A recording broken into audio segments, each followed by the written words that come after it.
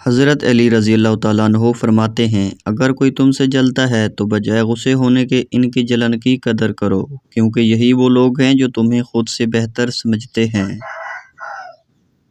بے وقوف ترین انسان وہ ہے جو اپنی بد کلامی پر فخر کرتا ہے۔ جھوٹ بول کر جیت جانے سے بہتر ہے کہ سچ بول کر ہار جاؤ۔ جس نے اپنی پریشانیوں کو لوگوں پر ظاہر کیا تو وہ اپنی ذلت پر راضی ہو گیا۔ حضرت علی نے فرمایا، 4 چیزیں انسان کے دماغ کو کمزور کرتی ہیں۔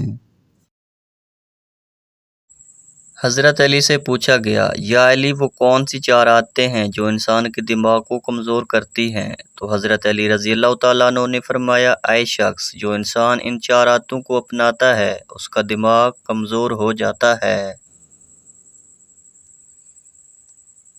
اگر اپنے دماغ کو تیز کرنا چاہتے ہو اور یہ چاہتے ہو کہ تمہارے دماغ کی صلاحیتیں بہتر سے بہتر ہونے لگیں تو ان 4 عادتوں سے دور رہنا۔ اللہ تعالیٰ تمہارے دماغ کو تیز اور ہر بیماری سے دور رکھے گا۔ پہلی عادت، بار بار تیز آوازیں سننا یا بار بار زور زور سے باتیں کرتا ہو۔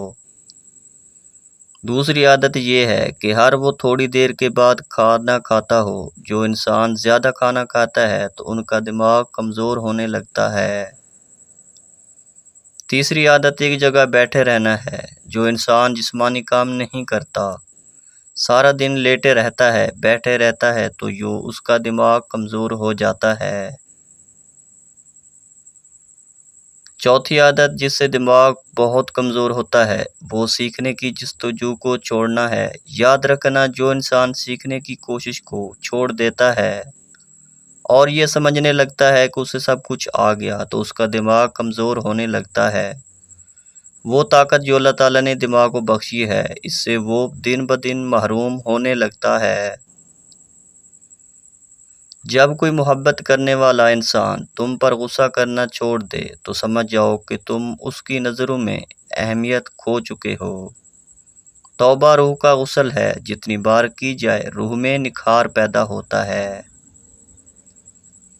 ایک دوسرے کو دعاؤں میں یاد رکھا کرو، ہو سکتا ہے کسی کا بہت بڑا کام تمہاری چھوٹی سی دعا کا محتاج ہو۔ ہمیشہ اپنی چھوٹی چھوٹی غلطیوں سے بچنے کی کوشش کرو، کیونکہ انسان پہاڑوں سے نہیں پتھروں سے ٹھوکر کھاتا ہے۔ جو تمہارے ساتھ بد سلوکی کرے تم اس کے ساتھ اچھا سلوک کرو۔